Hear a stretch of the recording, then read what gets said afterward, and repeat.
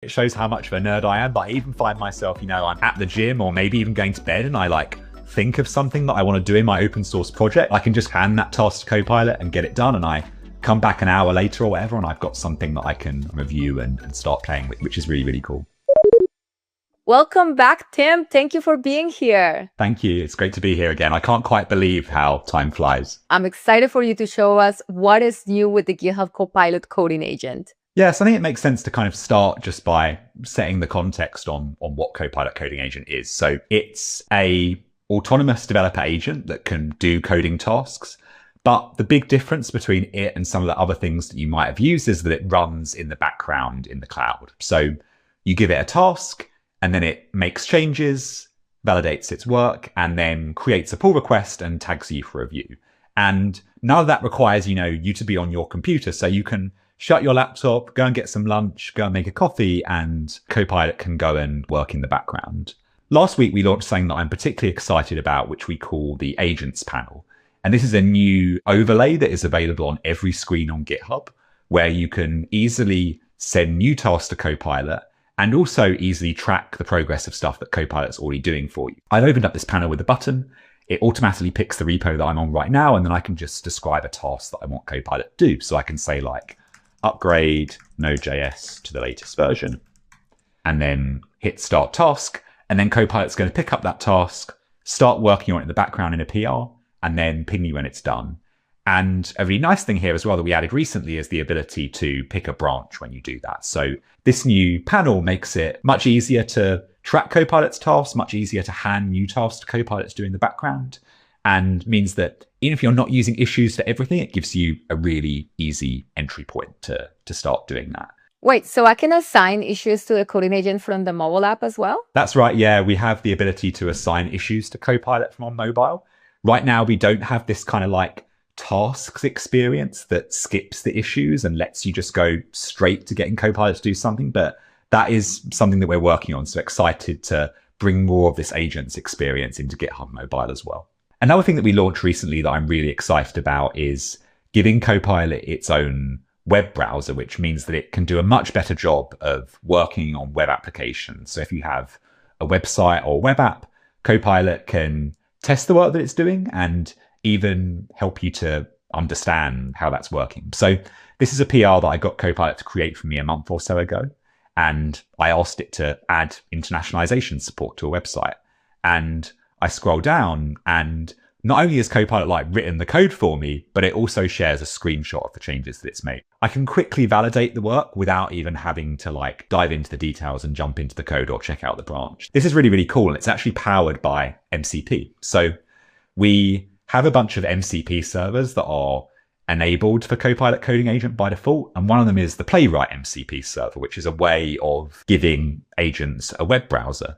And with that web browser, the agent can browse to websites, including ones running in its local server, and take screenshots and then share them with me. I probably still want to check this out locally and I might want to check it out or deploy it to a preview environment, but still getting that instant feedback in the pull request is super, super useful. And it's something that I wish every developer would do. And as we're building this product, that's what we think about, what are the things that you wish all of your colleagues, all of your collaborators would do? And how can we make Copilot do those things? Not to sound like an LLM, but this is a game changer.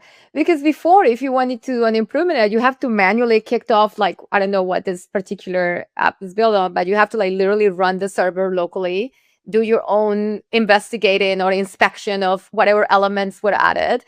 But now with the Playwright MCP and GitHub Copilot Coding Agent, I don't have to worry about that. Yeah, it's a pretty chunky PR. I actually spent about 50 minutes doing this. So it's quite a big piece of work, but it comes back with some, solid code, meets my coding standards, passes tests, all those kind of things. We want to make sure that this agent is always running your tests, always running your linter, always running the build process so that it is producing code that actually passes and can get reviewed and can get approved. What other MCP servers are enabled for GitHub Copilot? Yeah, we currently have 2 MCP servers that we turn on by default. So we have the Playwright one for this web browsing and taking screenshots.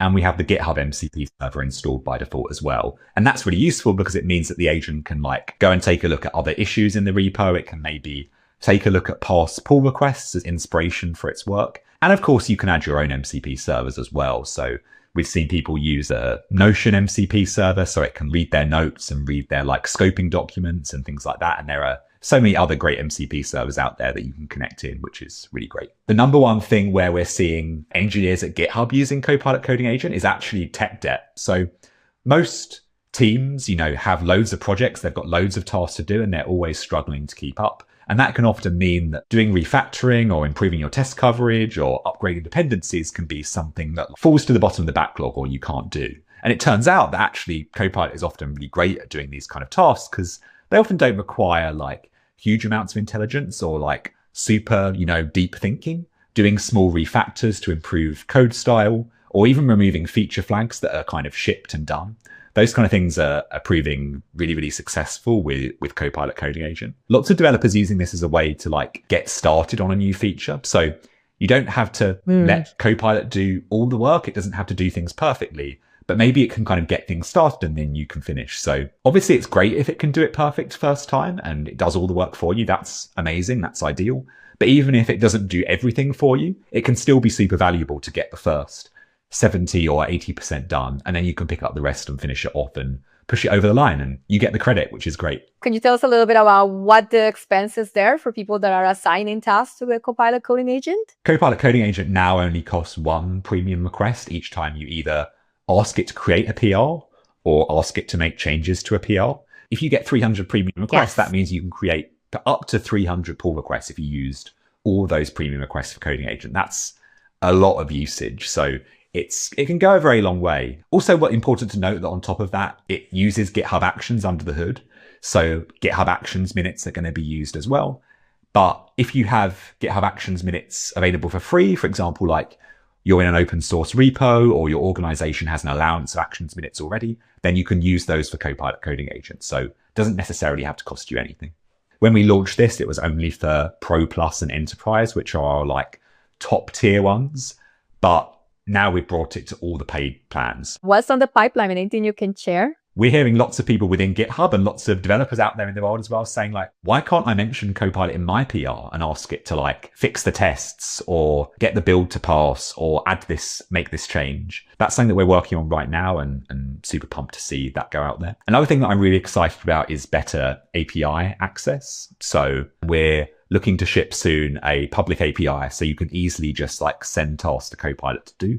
So that can allow new kinds of automations that aren't possible right now. Automations that lead to code being written, which I think is going to be pretty exciting and pretty useful for people. And another third thing that we're working on that I think is going to make a big difference is Copilot being able to like more easily fix when the GitHub Actions build failed. We want you to be able to get work done, merge that work, move on and be more productive and have more fun as well, hopefully. If I'm watching this and I think, what would be a really cool thing that the coding agent could do for me? How can folks get this feedback to you? Yeah, the best way of doing that is through the GitHub community generally. We're active on there. We have a bunch of discussion threads where people can share feedback. We're also definitely like active on X and Reddit and LinkedIn and all those kind of places. I definitely want to hear people's feedback as well. My email is on my GitHub profile, so feel free to reach out with any thoughts or comments. And I always want to hear it because ultimately what we're all about is just trying to make this product as useful as possible for you. We are in the age of the true peer programmer. The future is bright for the GitHub Copilot Coding Agent. If you haven't tried it out, give it a go because this is amazing. Thank you. Drop a comment below with how you'll use Copilot and the agent's panel in your development process. And please hit that like button and subscribe to GitHub's YouTube channel for more updates and developer tips. Push these changes to main and we'll see you in the next release.